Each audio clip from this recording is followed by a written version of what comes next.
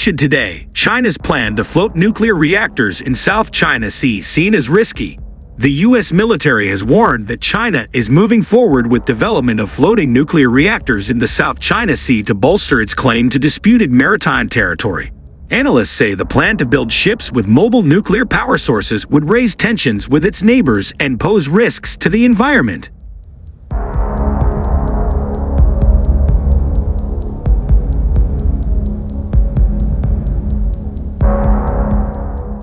Chinese media reports described the marine nuclear power platforms as small plants inside ships that would act as mobile power banks at sea for stationary facilities and other ships. Beijing had suspended the project a year ago over safety and effectiveness concerns, reported the South China Morning Post.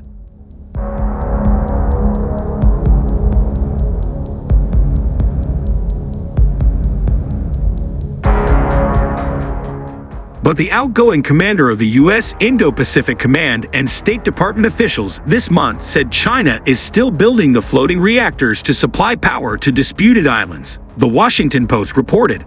Although U.S. officials told the Post the deployment of such reactors would take several years, Admiral John Aquilino said their development would undermine regional security and stability.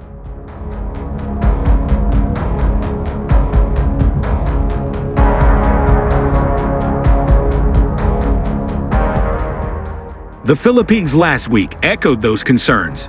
Philippines National Security Council Assistant Director General Jonathan Malaya said China would use its floating reactors to power military bases it has built on artificial islands, including those within the Philippines' exclusive economic zone. He told local media that China's nuclear plants would further militarize disputed areas of the South China Sea.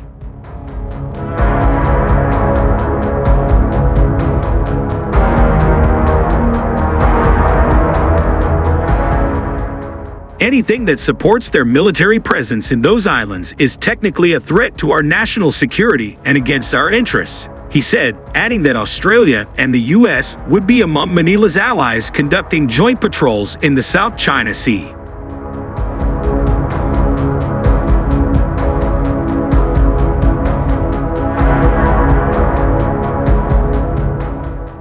Beijing claims control over almost the entire South China Sea, putting it in dispute with Brunei, Indonesia, Malaysia, the Philippines, Taiwan, and Vietnam. China has already built artificial islands with airport runways to strengthen its claims. Analysts say Beijing's floating reactors would not only strengthen its military presence in the area, but also give them an excuse to extend its reach through security actions.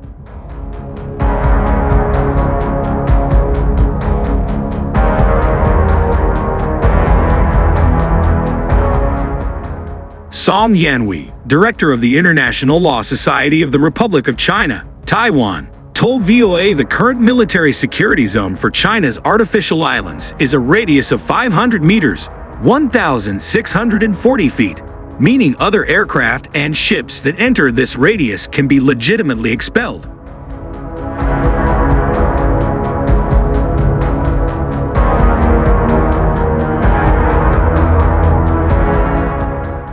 Song said that if China deploys a floating nuclear power plant in the South China Sea, it could use the excuse of protecting the environment from radioactive pollution to drive away ships from a larger area or to take defensive measures.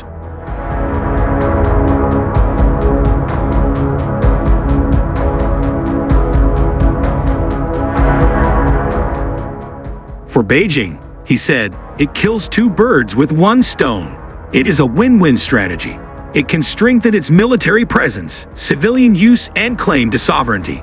But the potential for radiation leaks is a real concern, say analysts. Pankaj Jha, Dean of Research at the School of International Affairs of India's Jindal Global University, told VOA China's lack of experience in operating such floating reactors could spell disaster.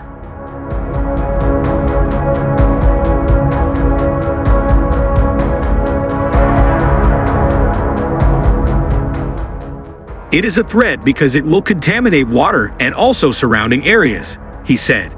Any radiation leak would make the island uninhabitable and might also impact fishermen from the South China Sea. Analysts note in the event of conflict with China, the floating reactors could also become military targets.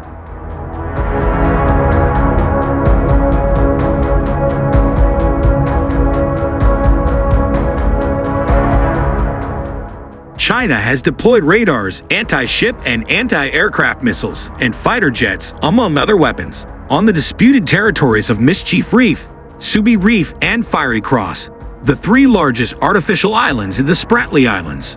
Richard Fisher, senior fellow with the International Assessment and Strategy Center, told VOA floating nuclear power plants could also one day extend China's weapons capabilities.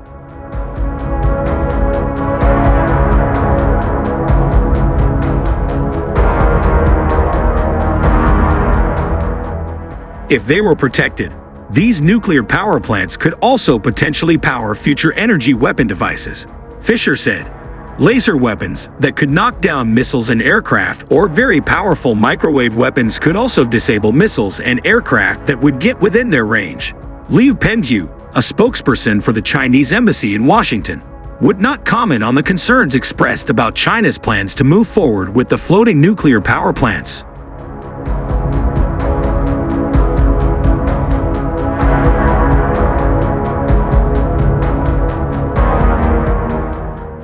I am not aware of the particular case you have shared with us, thus could only reply in principle, he told VOA in an emailed response May 14. China's position on the South China Sea issue is clear and consistent. We will stay committed to properly handling disputes through dialogue and consultation with countries concerned.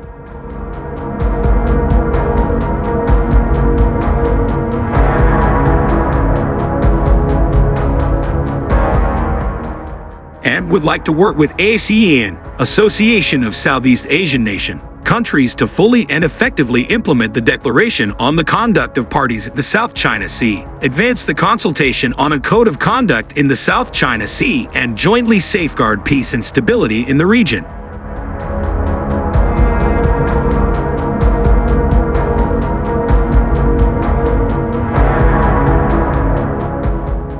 China is not the first country to look at building floating nuclear reactors. The United States took the lead in proposing the concept as early as 1970, but due to safety concerns did not quickly pursue development. Russia is the only country that has brought a floating nuclear power plant to fruition, with the academic Lomonosov plant producing electricity and heating since 2020 from a harbor in Pevek, a town in the Arctic Circle.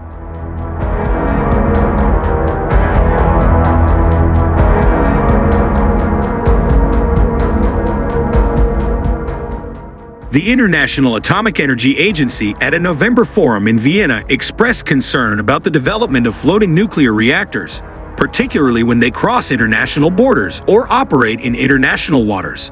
The IAEA is working with our member states to determine what further guidance and standards might be needed to ensure the safety of floating nuclear power plants, IAEA Deputy Director General Lydia Vrard said in a press release. The IAEA noted Canada, China, Denmark, South Korea, Russia, and the US are each working on marine-based small modular reactor designs.